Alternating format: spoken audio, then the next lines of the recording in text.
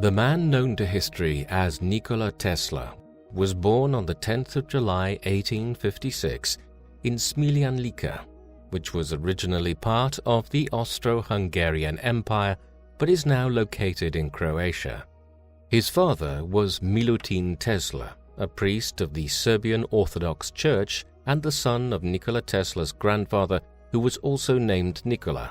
His grandfather had served as a military officer for the French Empire during the Napoleonic Wars and had risen to the rank of sergeant before marrying Tesla's grandmother, Anna Kalinic, the daughter of a respected colonel. Following the defeat of Napoleon, Nikola Tesla returned to Lika, which was assimilated into the Austro-Hungarian Empire, where he fathered two sons, including Milutin and his brother Josif, as well as three daughters named Stanka, Janja, and another whose name is unknown. Milutin Tesla and his brother were sent to the Austrian Military Officers Training Academy to follow the career path of their father, and while Josif thrived, eventually becoming a professor of mathematics at a military academy in Austria, where he authored several standard mathematical textbooks, Milutin decided instead to choose a devotional path, enrolling in the Orthodox seminary in Plaski to train as a priest after being castigated in training for not maintaining the shininess of his brass buttons. Nikola Tesla's mother was Duca Mandic, the daughter of a priest from Gračac called Nikola Mandic, and the sister to three very successful brothers, including Nikolai, who climbed the ecclesiastical ranks to become the Archbishop of Sarajevo and the Metropolitan of the Serbian Orthodox Church in Bosnia, Pajo, who became a colonel in the general staff of the Austrian army, and finally Trifun, who excelled in the business sphere as a respected hotelier and landowner. In addition to being a dedicated housewife, Duca Mandic possessed a keen intellect and a strong work ethic, and was herself an innovator of her household appliances, which she often modified to make more efficient. She was an inventor of the first order, according to Tesla, and a creative influence on him until her death in 1892. Milutin Tesla was a gifted student and graduated with top honors in 1845, marrying the 25-year-old Duca Mandic in 1847, after being delegated to oversee the parish of Senj on the Adriatic coast. Settling into a house perched on top of a cliff overlooking the ocean, the newlyweds started a family, with Duca giving birth to their eldest son Dane in 1848, a firstborn daughter Angelina in 1850, and finally another daughter Milka in 1852. However, due to the poor pay he received and the salty sea air which caused him health problems, Milutin Tesla was reassigned to the Church of St. Apostles Peter and Paul in Smiljan, which meant the place of sweet basil, in Lika province, where he was provided with a picturesque farmhouse, a parcel of fertile land, and even an Arabian horse, so that he could ride to see his parishioners. It was given to him by a Turkish pasha based in Bosnia as a reward for assisting some local Muslims. As well as being an extremely smart man who assembled a vast library packed full of volumes on religion, mathematics, science, and literary works in many different tongues, Milutin Tesla was also an arduous reformer of the Serbian people, regularly writing articles for a variety of newspapers and tirelessly promoting the establishment of language schools where Serbians could learn to read and write. According to his family, Nikola Tesla was born at midnight, sometime between the 9th and 10th of July 1856, in the middle of a terrific thunderstorm. 3 days later, Nikola was baptized at his family home, and with his future seemingly already planned, he was also enlisted as a member of the 1st Lika Regiment of the 9th Medak Company, a squadron he was to join when he was 15 years old by law. By all accounts, Tesla's childhood was happy, and one he shared with his older siblings as well as his younger sister Marica, born in 1859, who would often accompany him to the churchyard or the farmyard to play with the chickens, geese, sheep, and other livestock which his father kept. Tesla was often joined by his black cat, Machak, who first introduced him to the phenomenon that would define his life's work after he set off a loud spark upon stroking him, an event which was explained by his father as a secretion of electricity. In another formative experience, again involving Machak, Tesla noted one day how a halo of light suddenly surrounded his dear cat, illuminating briefly the candlelit room he was sitting in. Inspired by such marvels, Tesla devoted much of his energy as a child to experimenting, and encouraged by his mother's inventive streak, drew up plans for flying machines, very similar to how a helicopter would later function. He disassembled clocks to see how they worked, and even designed himself a wooden sword so he could pretend to be a valiant Serbian warrior. Behind the fascination, however, lay a troubled young mind, as Tesla revealed that as a young boy he suffered from a strange affliction whereby he couldn't distinguish images from reality, which troubled him greatly. Tesla's childhood trauma was exacerbated by the death of his older brother Dane in 1863, who was killed in front of Tesla by the family's Arabian horse in a traumatic experience that would endlessly haunt him, and which was also the reason why his distraught father moved his family from the idyllic Croatian countryside to the larger town of Gospić, an unfamiliar environment where Tesla struggled to adjust to urban living.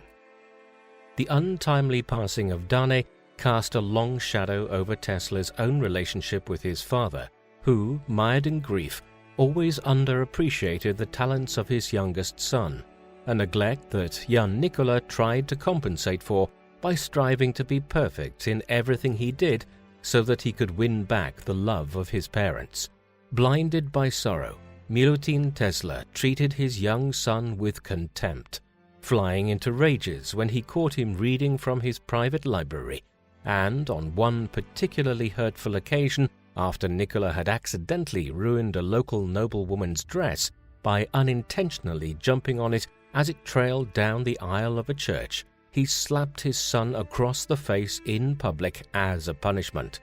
As a result of his strained relations, Tesla developed a series of peculiar phobias as a child, such as a repulsion for women who wore earrings and pearls, a strong aversion to hair, a loathing for the smell of camphor, as well as a number of other strange habits, including an obsession with counting his steps and measuring in volume the contents of his meals, calculations he was only satisfied with if they were divisible by 3. Overwhelmed by a plethora of odd neuroses, Tesla was able to regain some sense of balance after he came across a novel called Abafi, published in 1836 by Hungarian author Miklos Josika, which featured the story of Oliver Abafi, a young, impulsive nobleman and hedonist, recast as a valiant national hero who sacrifices himself for the well-being of the country.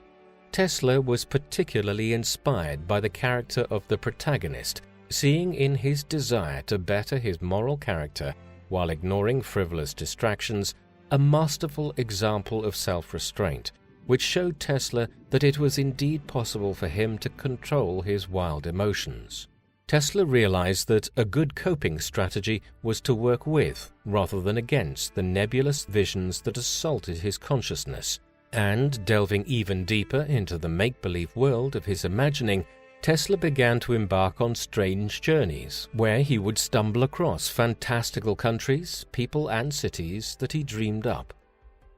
As Tesla honed that untamed imagination that would later serve him so well in his profession, he began theorizing about the nature of reality itself, coming to the conclusion that he could trace all of his mental images back to something he either saw, smelt, or touched in an early echo of the mechanistic view of the world he would later espouse. It was also an idea that had real-life application for Tesla, who, on one occasion, was extolled as a hero by a band of firemen after he spotted a small kink in a fire hose he instinctively knew was preventing water from reaching a burning building, a problem he quickly fixed by ironing the groove out. Tesla's ingenuity would be further fostered at the Real Gymnasium, the grammar school he attended in Gospić, where he would amaze his mathematics professors by demonstrating a natural ability to calculate numbers. But while he excelled in scientific pursuits, Tesla was unable to translate his talents to drawing class, where a preference for undisturbed contemplation distracted Tesla heavily, leading to grades that were so extremely poor, his father had to speak with the principal, which instilled in a young Nikola a lifelong aversion to diagrams. During his schooling at the Real Gymnasium, Tesla began to take inventions seriously, devising the schematics for a flying machine that would use the pressure of a vacuum to push air molecules, a concept that a grown-up Tesla would later go on to disprove. Shortly after he graduated from the Real Gymnasium in 1870, Tesla, perhaps because of his overactive imagination, became very sick with a range of maladies sufficiently serious enough for the doctors treating him to nearly give up on his case entirely. Throughout his recuperation, Tesla began voraciously reading, and it was during this period that he was first introduced to the tales of Mark Twain. It was a story he would later recount to Mark Twain himself, who burst into tears upon hearing it. After a period of convalescence, Nikola Tesla was next enrolled at the Higher Real Gymnasium in Karlovac in 1873, where, in accordance with his father's wish for Tesla to continue the family profession, he was enlisted in classes at the local seminary. However, Tesla's true desire was to learn everything he could about electricity, a passion ignited by an inspirational physics teacher who taught him about the radiometer invented by British scientist William Crookes, a device that powered a vacuum bulb with energy produced by 4 rapidly spinning tinfoil vanes. This roused Tesla to conduct some of his first experiments with batteries, induction coils, and electrostatic generators. Yet Tesla would have to put some of his projects on hold after again falling seriously ill with cholera upon his return home to Gospić, causing the young prodigy to be bedridden for over 9 months and to experience several close shaves with death. After one particularly worrying incident, Tesla supposedly implored his father that if he were to study engineering instead of entering the priesthood, that he may well recover, causing Milutin, desperate to avoid the unbearable pain of losing another son, to solemnly promise that Nikola would go to the best technical institution in the world. Having finally been heard, Tesla made a miraculous recovery, but before he could become a student, he was sent to the Croatian mountains with nothing but a bundle of books and some hunting equipment by his father, who, worried for his son's health, did everything in his power to hide his son from the authorities, as, by law, Tesla would have to serve in the Austrian armed forces for 3 years. For 9 months, starting in the early fall of 1874, Tesla wandered the forests and lakes of the Eastern European countryside, becoming stronger physically and mentally as he thought deeply about invention, reshaping the vividness of his visions from a debilitating weakness into a powerful contemplative tool that could be used to flesh out the contraptions that flashed across his mind, such as a pipe installed underwater that could transport letters and packages placed in capsules using the principles of hydraulic pressure, and a ring constructed around the Earth's equator that could be used as a high-tech transport network. When Tesla returned, his father had kept his promise, securing for him a scholarship at the Military Frontier Administration Authority that would enable him to study for 3 years at the Polytechnic School in Graz, Austria, receiving an embroidered bag made from typical Serbian materials from his mother, which he would always prize. In 1875, Tesla left Gospić to start anew in a completely different culture and environment, in the same way that his own Serbian relatives had adapted to life on the Austro-Hungarian border decades prior. During his freshman year, Tesla proved himself to be a perfect student, never once missing a lecture and supposedly studying from 3 a.m. to 7 p.m. every day, a schedule that was thought so extreme that one professor wrote to Milutin warning him that unless his son was escorted out of the school, that he might work himself to death. while others commended him for his zeal, such as the dean of the technical faculty, who informed Milutin Tesla that his son was, quote, a star of first rank. In fact, Tesla was keeping himself very busy, administering his earliest experiments with alternating current, or AC, that would later make his name. But during his sophomore year, Tesla would be sidetracked, developing a destructive gambling habit and wagering away his entire tuition fund in the process. Near destitute, Tesla had also neglected his studies, scoring extremely poorly in the examinations, and with no marks registered for his final semester, he was also unable to graduate and was forced to abandon the university in December 1878, a failure he made sure to keep secret from his family as well as his classmates, as he was riddled with guilt and embarrassment. In 1879, Tesla would live for a while in self-imposed exile, first making his way to the city of Maribor, where he became a draftsman and was paid 60 florins a month, while in his free time he continued to play cards and wager money on the streets with the locals. Yet Tesla's Slovenian sojourn would be short-lived, as a couple of months into his stay, he was seized by the authorities for not possessing a proper residency permit and returned to Gospic escorted by armed police. Back home, Tesla's father would not get much time to set his son straight, as only a month later, on the 17th of April 1879, Milutin died, heartbroken that his son had been labelled as a vagrant and had chosen to indulge in a life of vice. Not content to see their talented nephew waste his abilities, in January 1880, two of Tesla's uncles gave him enough money to start courses at the Charles Ferdinand University in Prague, despite Tesla not meeting the language requirement, which specified that students had to be fluent in both Czech and Greek. However, communication issues aside, he also arrived too late and was unable to enroll in classes. And so, for the entire time, Tesla was only permitted to attend lectures and received no formal grades.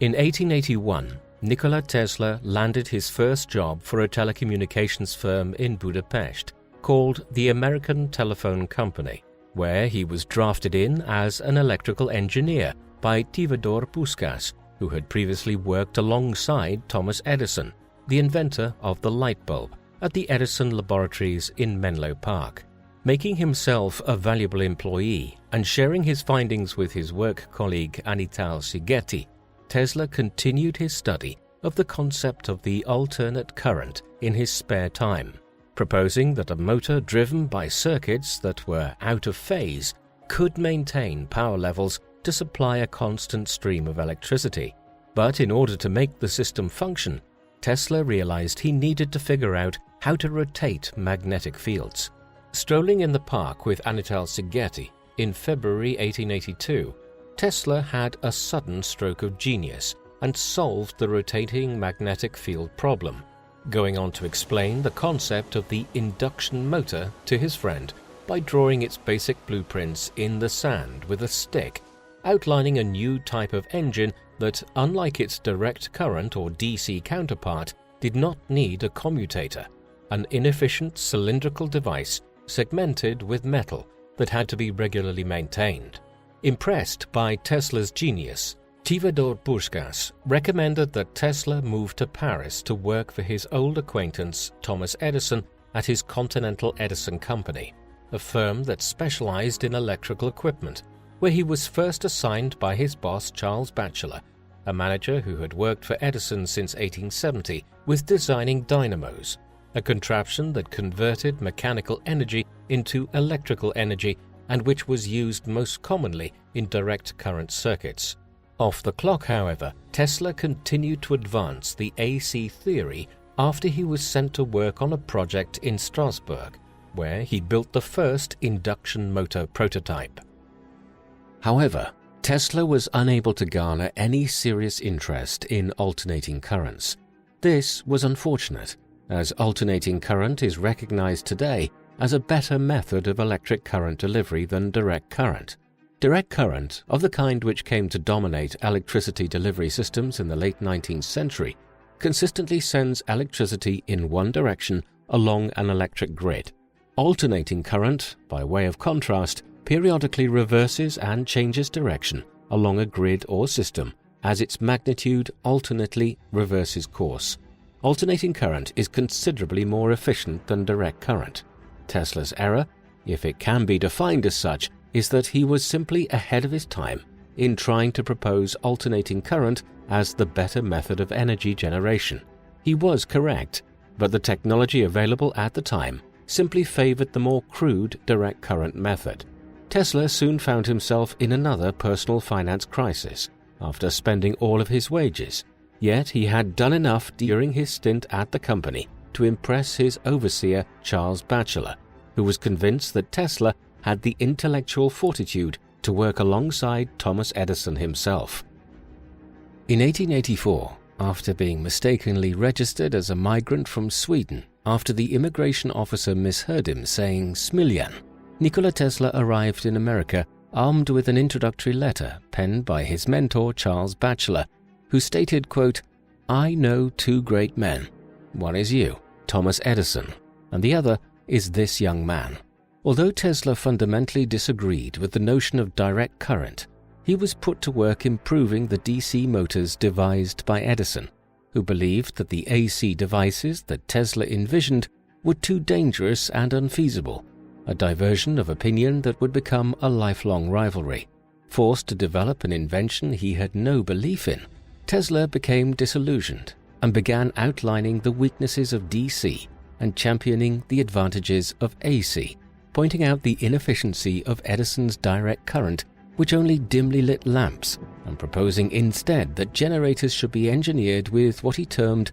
the polyphase principle, whereby energy would be constantly recycled. Since he believed in the cyclical nature of electricity, Tesla also insisted that a huge disadvantage of the direct current was its reliance on costly power stations installed at 2-mile intervals, since it was unable to maintain high levels of voltage over distance, in contrast arguing that the alternating current, in which the direction of energy was changed 50 to 60 times per second, was a lot more effective, since it could flexibly sustain varying levels of high voltage power and minimize power loss over long distances. This is why today, the power delivered to consumers via power grids is AC, which sustains power over long distances using transformer substations. These reduce the AC voltage over a given distance. Once the AC power reaches its destination, such as a home, the AC power is used directly for electrical appliances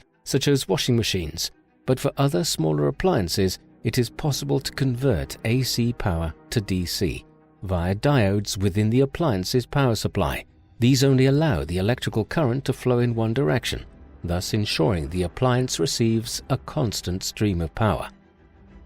Disassociating himself from Edison and eager to spread the AC gospel, Tesla started his own company in 1885 called the Tesla Electric Light Company with the financial backing of two rich benefactors, Robert Lane and Benjamin Vail, who were certain that the alternating current was the future. However, in a common issue that would prevent almost all of his later endeavors from succeeding, Tesla asked for too much money from his patrons, who, increasingly fearful that AC was too risky, ejected Tesla from his own company that same year, forcing him to eke out a living for the majority of 1885 as a repairman and even as a manual laborer, a job in which he was paid just $2 a day to dig ditches. Having learned from his mistakes, in 1886, with the aid of philanthropists Alfred S. Brown, a Western Union superintendent, and Charles F. Peck, Tesla established another company, this time called the Tesla Electric Company, based in Manhattan, New York, where he finalized the designs of the polyphase induction motor, unveiling it to the amazement of the scientific community in 1888, when he presented a landmark paper to the American Institute of Electrical Engineers entitled A New System of Alternating Current Motors and Transformers.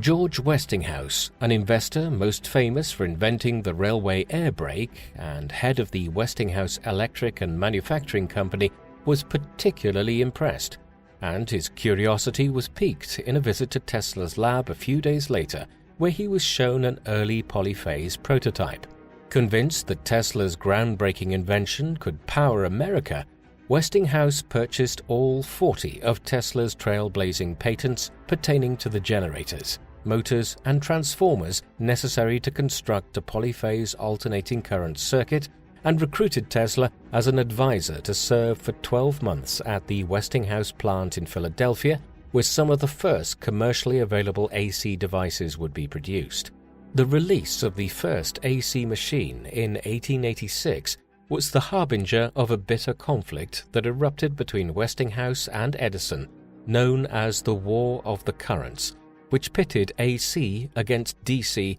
from 1888 to 1892. During the dispute, Edison would try to use his resources to sway public opinion in his favor, and despite the evidence clearly showing that AC was safe and more effective over long distances, he issued a number of articles in the biggest publications warning of the dangers of the alternating current. Edison was unable, however, to convince his largest benefactor of the superiority of DC, and Wall Street wolf John Pierpont Morgan, who in 1892 merged Edison General Electric with the AC-focused Thomas Houston Company, removed Edison's name to create General Electric and switched entirely to alternating current instruments. With Edison sidelined, the alternating current emerged as the undisputed victor of the War of the Currents, as Westinghouse increased his annual turnover from $800,000 in 1887 to $4.2 million in 1890, while Tesla was paid around $105,000 in royalties by the end of 1891, a period that also witnessed several other personal and professional triumphs for Tesla, who officially became a U.S. citizen in July 1891, at the same time as he established 2 personal laboratories in New York, situated at South Fifth Avenue and East Houston Street. On the other hand, Tesla's dividend checks would come to an abrupt end after Westinghouse's finances were left in disarray, their plans to expand the company by borrowing heavily falling through in November 1890 after the collapse of the Baring Brothers brokerage firm compelled panicked creditors to call in their loans. To cover his losses, Tesla continued to focus his attention on high-frequency AC experiments, inventing a lamp that required only one wire, an oscillating transformer, and a high-frequency alternator, which he exhibited at a lecture in spring 1891 at Columbia College in New York on behalf of the American Institute of Electrical Engineers to a flabbergasted crowd who were amazed at the ways that AC could be implemented into modern lighting circuits. The Columbia lecture established him as the leading electricity researcher of his day, and in follow-up experiments, Tesla would consistently show that electricity for light and power could be transmitted over long distances. Before long, Tesla was also sketching out the fundamentals of radio technology. In an 1893 lecture at the Franklin Institute, later popularized by Century magazine, illustrating the concept of telegraphy without wires, he first underlined the importance of grounding the transmitter and receiver to astonished onlookers. The same year, Tesla's company achieved its greatest accomplishment to date, after lighting up the Chicago venue hosting the world's Columbian Exposition entirely with alternating current, an honor that Tesla procured after outbidding General Electric by $1 million. By 1894, Tesla had gained the admiration of his peers and was awarded honorary doctoral degrees from Columbia and Yale universities, as well as the Elliott Cresson Medal by the Franklin Institute. More good news followed after the Tesla Electric Company was contracted to build the first ever hydroelectric power plant at Niagara Falls, a childhood dream of Tesla's that became a reality in 1895 after the first schematics were unveiled. The Niagara facility was an accomplishment that represented the ultimate defeat of the direct energy school of thought, and Tesla was lavished with the highest praise and honors, including even the Order of Danilo from King Nicholas of Montenegro, as his achievement was celebrated worldwide as an important step for the future of humanity.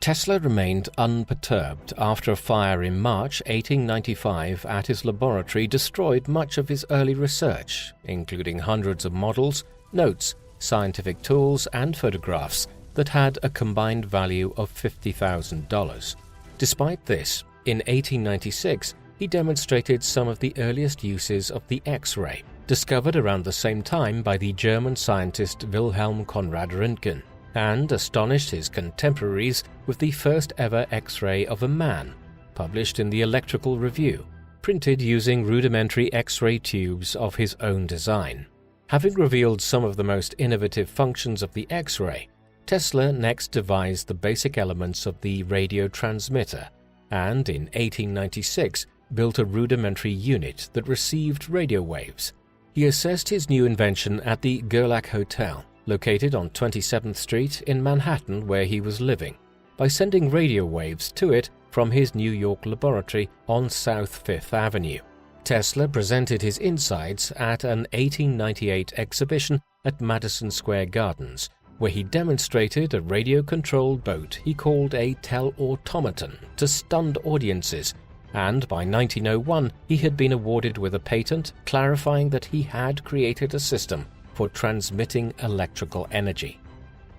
Between 1899 and 1900, after being commissioned by John Jacob Astor to assemble a new lighting system in a contract worth $100,000, Tesla relocated his laboratory at Colorado Springs, where, disobeying his patron's instructions completely, he decided instead to explore terrestrial stationary waves, which he regarded as his greatest discovery. At this rural outpost, located far away from the humdrum of New York City, Tesla started to piece together an enormous transmitter powered by millions of volts of electricity at an experimental facility built on the outskirts of the town of Nob Hill, keeping inquisitive onlookers away with an ominous Dante line nailed to the front entrance which read, quote, "Abandon hope, all ye who enter here."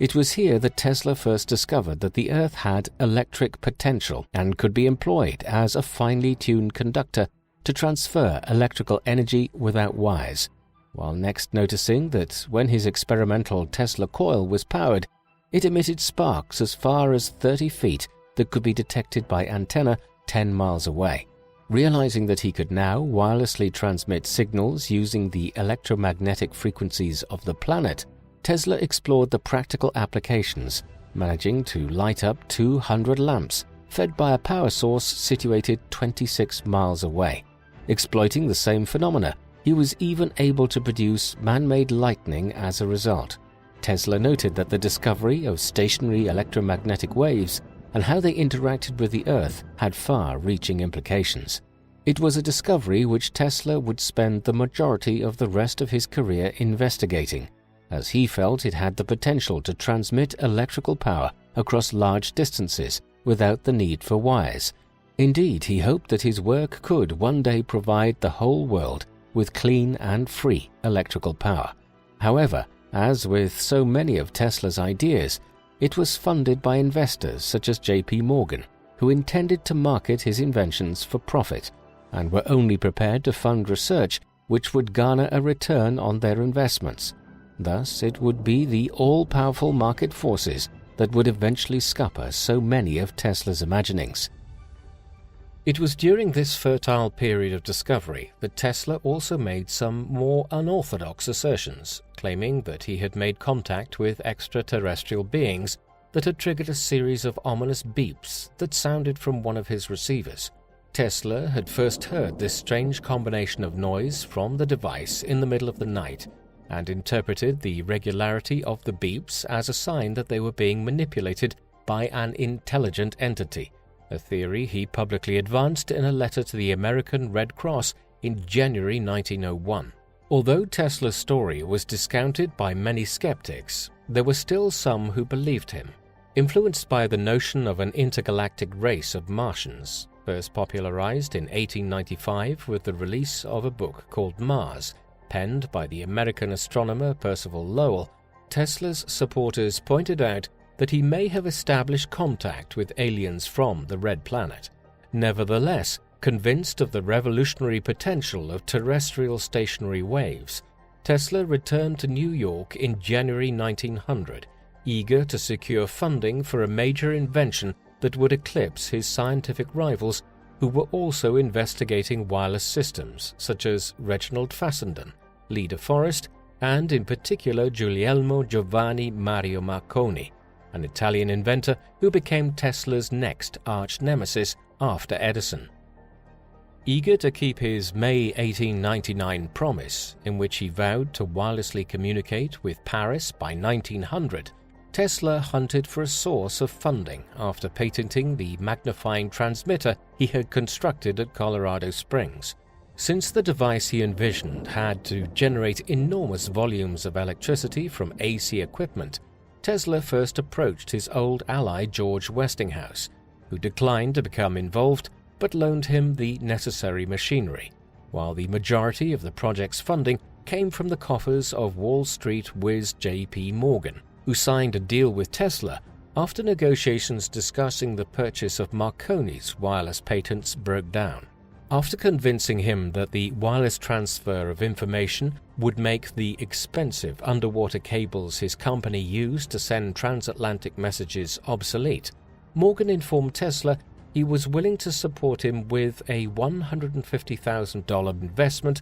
on the condition that he would own a 51% stake of the inventor's patents.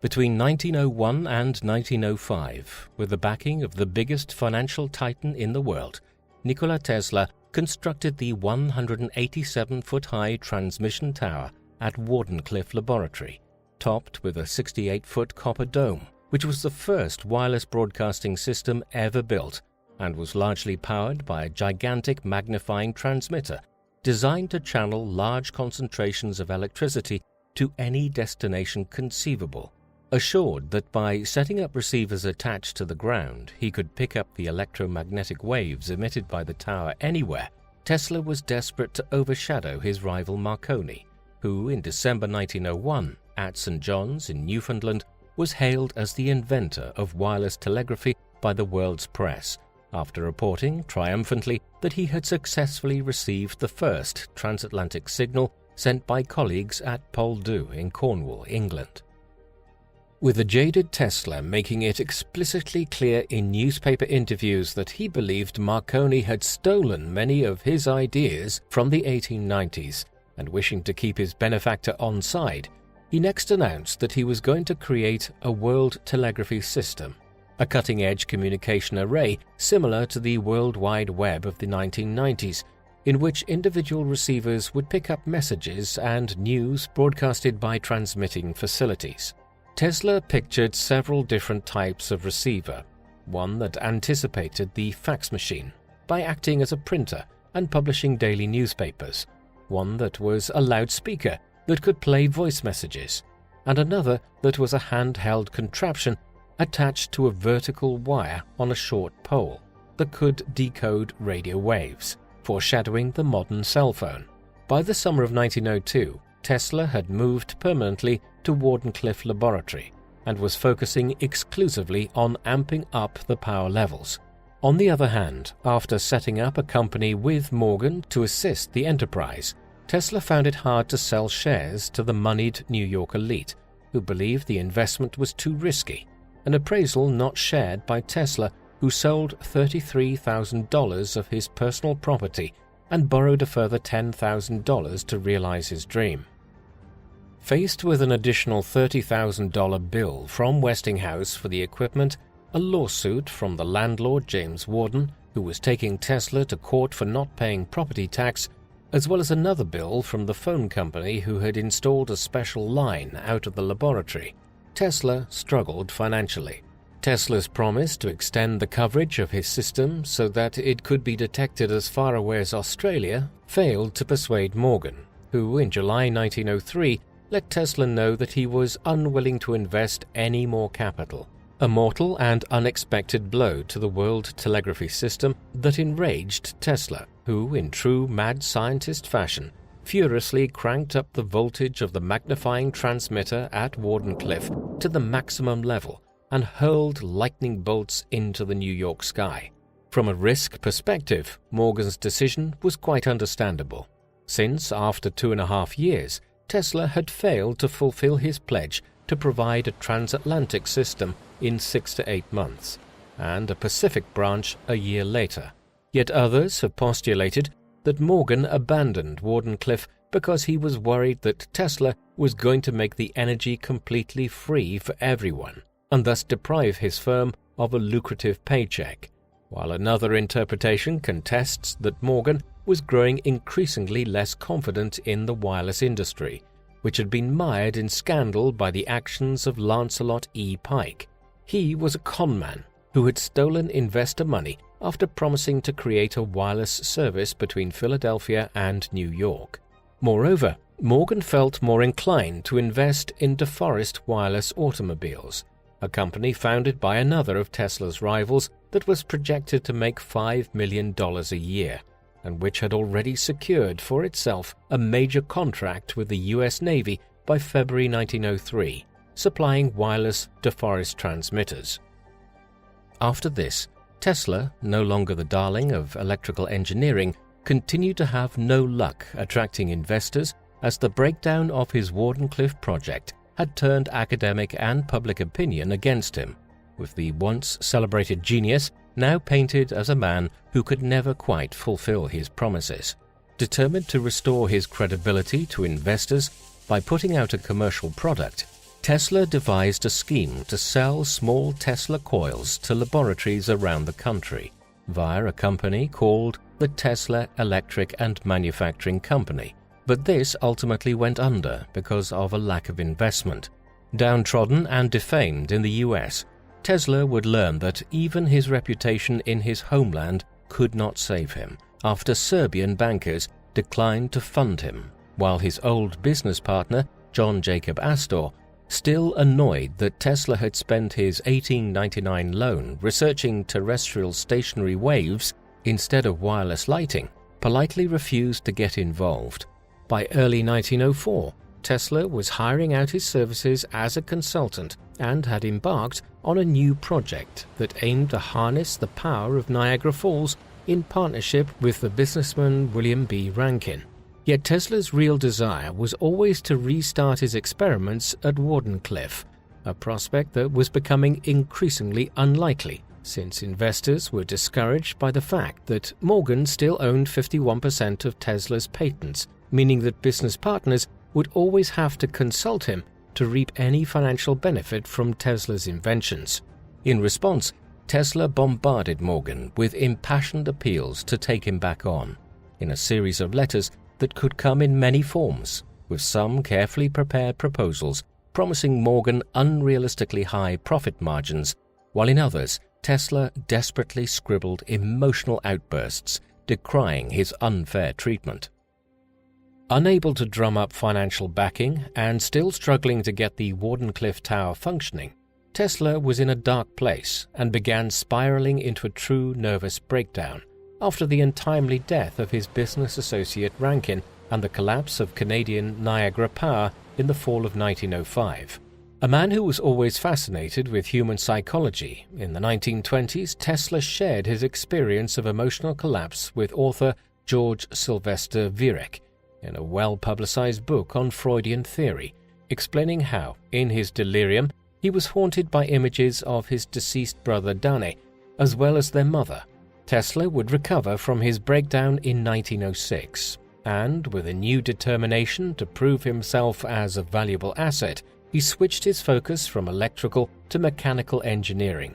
delving into the science of flight in a bid to raise money so that he could continue his work at Wardenclyffe, which in 1904, due to lack of funds, he had mortgaged to George C. Bolt, the owner of the Waldorf Astoria Hotel where Tesla lived for many years. The result was the invention of a turbine that worked without blades. But Tesla's contraption was met less than enthusiastically by John James Astor, who refused to invest in the idea in 1909. Yet Tesla still remained highly confident in his design, issuing 2 patents for a pump and a turbine in October, and even starting a new company, the Tesla Propulsion Company. However, after Tesla again failed to impress at a demonstration at the Waterside Power Station in New York, and still daydreaming about restarting his research into wireless power, he approached the son of J.P. Morgan, Jack Morgan, in 1913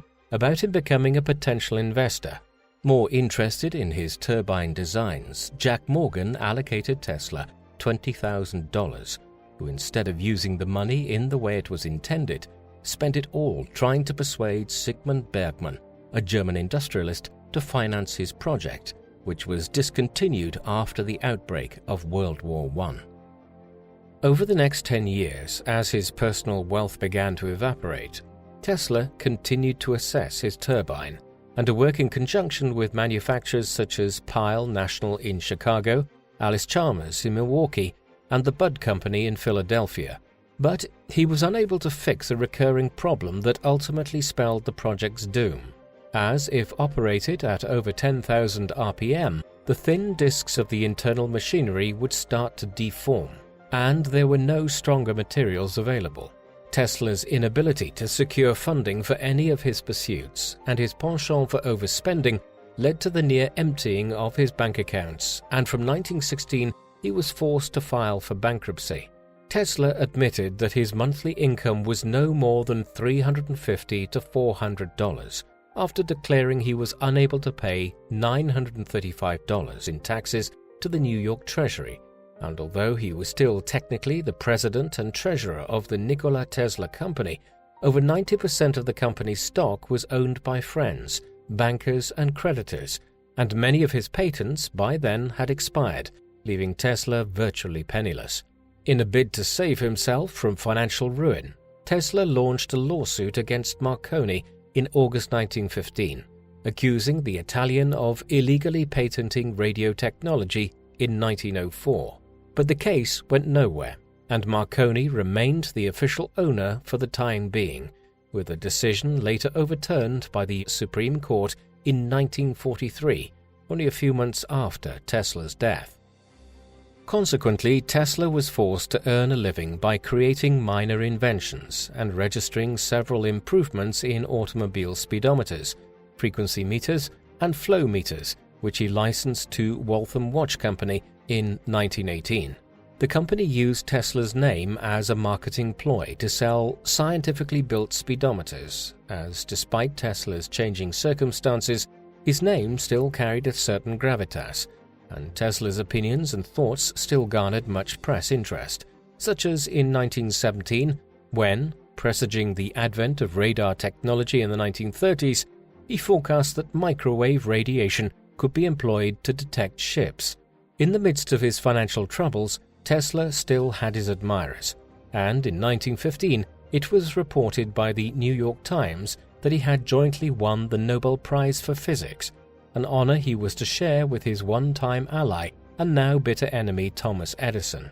But when it was presented at the awards ceremony, it was instead given to William H. Bragg and his son, as Tesla refused to share the award with his nemesis, nor had he forgiven the Institute for recognizing Marconi as the pioneer of radio communication technology after they had awarded him the same accolade in 1909. 2 years later, in 1917, however, Tesla's individual efforts would be recognized when he accepted the Edison Medal from the American Institute of Electrical Engineers, the most prestigious prize in electronic engineering, where his life's work was praised in an address by the vice president of the organization, who said, "Were we to seize and eliminate from our industrial world the result of Mr. Tesla's work, the wheels of industry would cease to turn, our electric cars and trains would stop, our towns would be dark, and our mills would be idle and dead." His name marks an epoch in the advance of electrical science. Yet Tesla cared very little for the decoration, opting to leave the Engineers Club where the awards ceremony was taking place shortly before he was presented with the medallion forcing his friend and the person who had nominated him, B.A. Berendt, to embark on a frantic search that ended in Bryant Park, across from the venue where Tesla was busy feeding pigeons. Tesla particularly loathed the fact that the award was in his rival's name. Despite being lauded for his work in electricity, Nikola Tesla remained poor throughout the 1920s, and because he made only a small income from the royalties he received from licensing his minor inventions, he became embroiled in a string of legal disputes, such as in June 1925, when he was sued by the attorney Ralph J. Hawkins for failing to pay $913 in fees. It was during this decade that Tesla started to retreat from the public eye, living hotel to hotel as an eccentric recluse and spending so much of his time feeding the pigeons in Bryant Park behind the New York Public Library that one end of the park, Nikola Tesla Corner, now honors his name. However, on his 75th birthday in 1931, Nikola Tesla was suddenly back in the spotlight, appearing on the front cover of Time magazine, and thanks to the efforts of a young science writer called Kenneth Swayze, he received over 70 letters of congratulation published in a testimonial volume from some of the most esteemed scientists of the day, including Albert Einstein. Interviewed by Time magazine, Tesla outlined many of his future plans and confidently disclosed how he was going to disprove Einstein's theory of relativity, how he was unconvinced that energy was released from a split atom, as well as espousing the possibility of interplanetary communications in a conversation he enjoyed so much that every year thereafter, Tesla would organize a press conference on his birthday, usually a 6-hour affair where Tesla would speak to a number of reporters and update them about his scientific and personal progress. For example, in 1932, he informed the general public about his desire to build a motor propelled by cosmic rays, and in 1936 he told journalists that he wiggled his toes hundreds of times before he went to bed, an exercise he believed would tone his body and enable him to live until he was 135 years old. The 1934 party was a particular highlight, where Tesla first revealed he was in the process of creating a particle beam weapon, claiming in the New York Times that it could send concentrated beams of particles through the free air of such tremendous energy that they will bring down a fleet of 10,000 enemy airplanes at a distance of 250 miles from a defending nation's border, and will cause armies of millions to drop dead in their tracks. Anticipating the later doctrine of mutually assured destruction and the concept of nuclear stalemate, Tesla believed his laser beam could end war completely, since it was so devastating that every conceivable defensive measure would be useless against it. Although Tesla was susceptible to flights of fancy on occasion, the death beam was a real project and was the subject of a Tesla study rediscovered in 1984 entitled The New Art of Projecting Concentrated Non-Dispersive Energy Through Natural Media, which laid out the fundamentals of a weapon system that discharged tungsten and mercury particles at 48 times the speed of sound to produce devastating projectiles. Despite Tesla's invention being impossible, it elicited a great deal of publicity, motivating Tesla to recruit Hungarian architect Titus de Bobula to design a new tower to evaluate the death beam. Yet the project would never get off the ground, as by 1935, Tesla was no longer working with de Bobula, who had proven himself a slippery character after attempting to borrow money from Tesla and trying to get him involved in an illegal arms deal in Paraguay.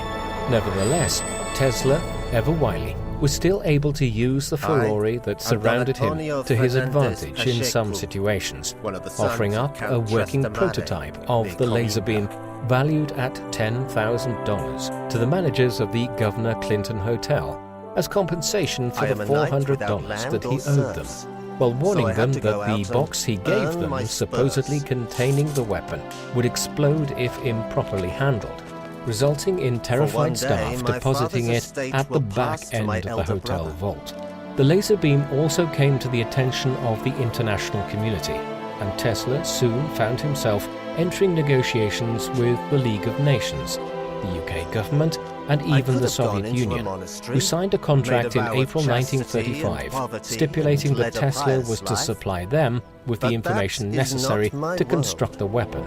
although it is unknown if Soviet scientists actually carried out the research. The project, however, would start to disintegrate from January 1938, after the British concluded negotiations with Tesla, while the final nail in the coffin would occur in 1940, after he was left empty-handed, following a desperate attempt to persuade the US government that the laser beam could be a viable World War II weapon. Hampering Tesla in his last-ditch attempts to liaise with international governments was his declining health, which had started to deteriorate in 1937 after he was run over by a taxi and refused to get medical treatment for injuries that he would never recover from, subsisting on a meager diet of boiled vegetables and warm milk, and making sure to keep 3 feet away from everyone to avoid catching germs. Tesla's personal health choices led to no improvements, and by 1942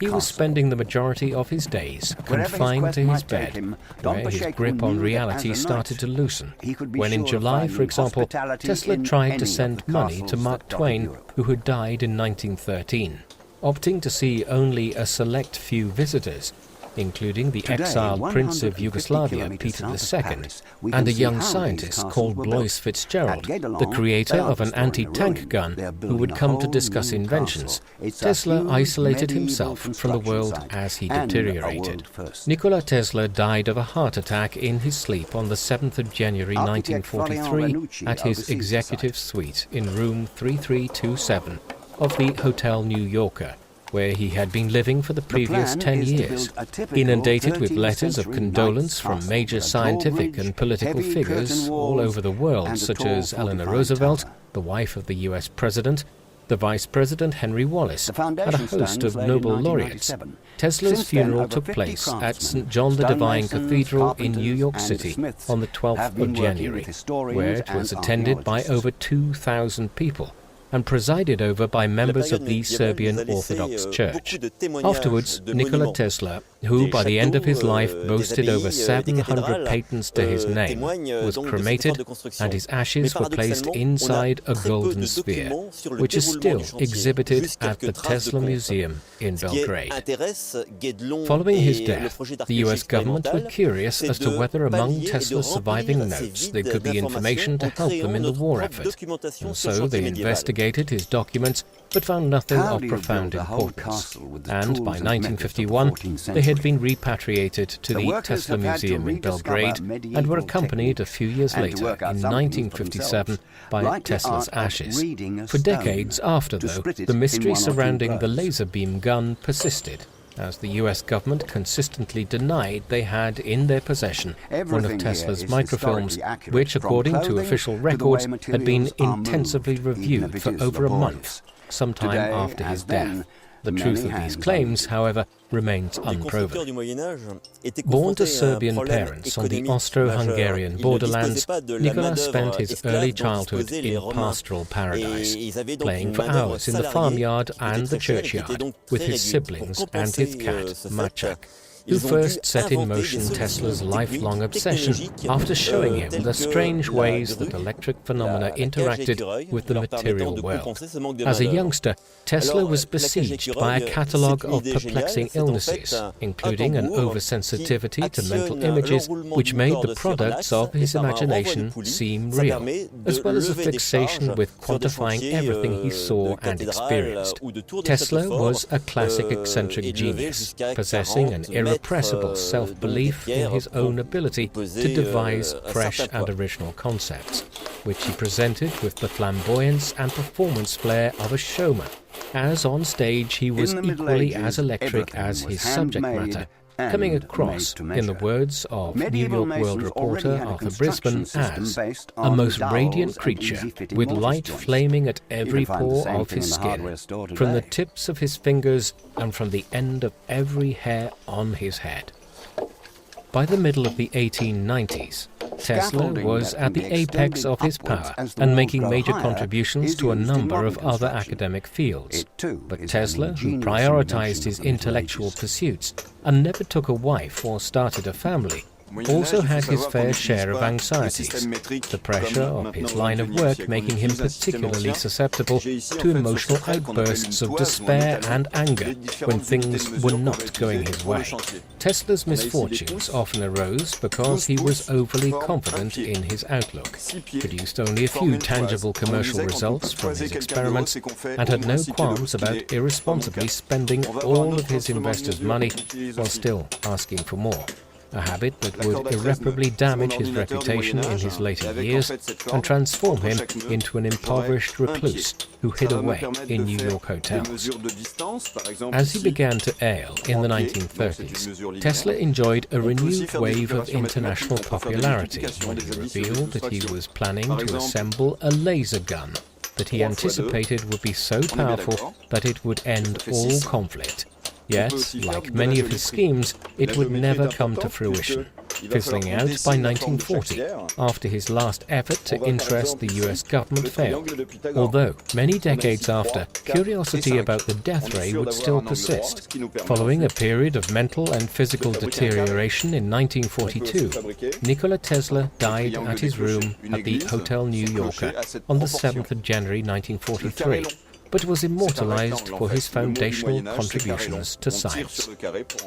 Today, one of the world's most prominent and valuable companies is called Tesla Inc. It is a company which seeks to revolutionize transport systems and how energy is delivered across the world. And while it has no direct connections to Nikola Tesla, the man, it is fitting that his life's work has been remembered in this way. Tesla, an ethnic Serb, hailed from Croatia in the mid-19th century, at a time when the Balkans was very far from the center of technological and industrial development, and formed part of the Austro-Hungarian Empire, a backwards power which did not contribute greatly to wider societal development at the time. And yet, despite these impediments, he made enormous breakthroughs during his lifetime in a wide range of different fields. It was Tesla who first pioneered alternating current, who made major advances in radio technology, and who first devised many of the systems which are used today in renewable energy systems. Perhaps most impressively, he devised the entire concept of wireless technology and communication. In this respect, he stands in a small line of individuals in modern history, which includes Galileo Galilei, Isaac Newton, Thomas Edison, and Albert Einstein, whose life's work have transformed our understanding of modern science and how society functions. Given all of this, we might ask why Tesla was not credited as much as he should have been in his own lifetime for his successes. The answer to this conundrum is relatively clear. Tesla's ideas and the systems he came up with were simply ahead of their time, and he was overshadowed by the innovations introduced into Western society by Thomas Edison, a similar genius whose designs around electricity were more suitable for the level of technological development which prevailed in Europe and North America in the second half of the 19th century. But while many of Edison's inventions and pioneering work around electricity generation are now viewed as being somewhat archaic and inefficient, Tesla's designs and ideas are still widely praised. Perhaps in this respect, it should be left to Edison to have the last word on Tesla. While he dismissed the Serb's idea of alternating current as being impractical at the time, in the end Edison concluded that Tesla was one of the truly great figures in the development of our electric world. Edison was entirely correct in his assessment. While Edison won the contest to become the leading figure in electrification in North America at the end of the 19th century, when you boil a kettle or use many other electrical appliances today, you are most likely using an alternating current device rather than the direct current which Edison championed. As such, while Tesla lost the current war in the 19th century, he was a prophet of 20th and even 21st century technology and energy efficiency. Although Nikola Tesla did not invent, or rather discover, AC power, His genius lay in his ability to find far-reaching real-world applications to new discoveries and natural phenomena. He possessed a vision which few of his contemporaries could match, even Thomas Edison, and there is no doubt that he changed the world just as much as his former employer,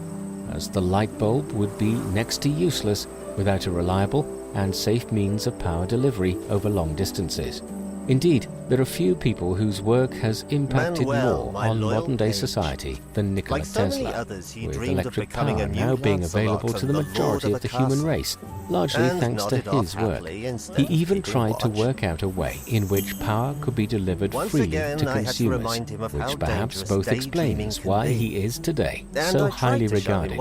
but also why he never managed to monetize his work in the same manner as people like Edison.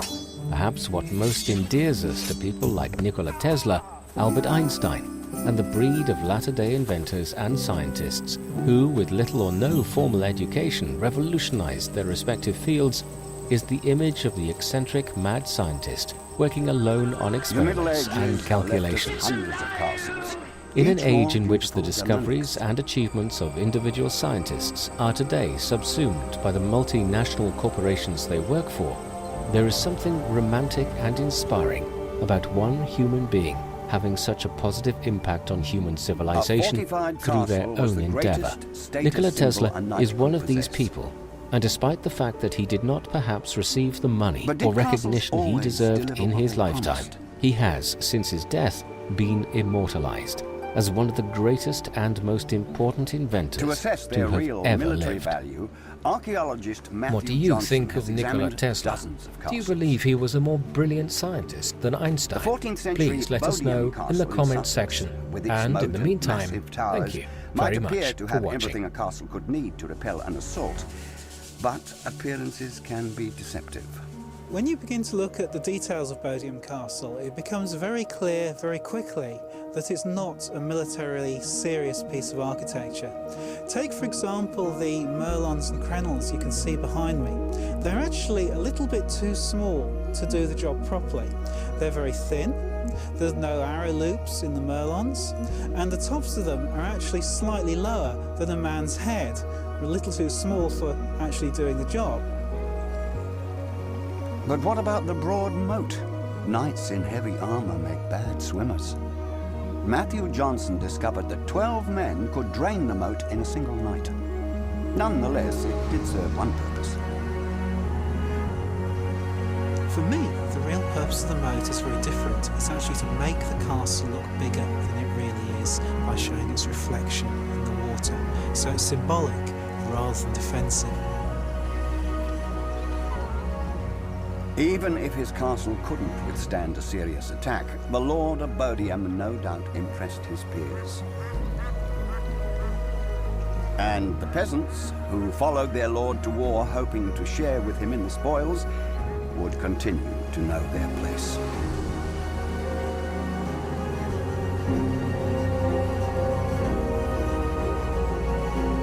We were riding through the Cevennes when word reached us that princes and knights were to assemble in Flanders for a tournament at Whitsuntide, to the increase of your good repute, or so they said.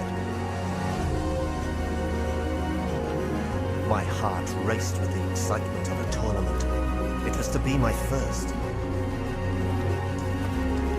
Every novice had to enter several events to gain a reputation among his peers. Both the princes of the courts and the country nobles put on tournaments for some merry and beguiling entertainment.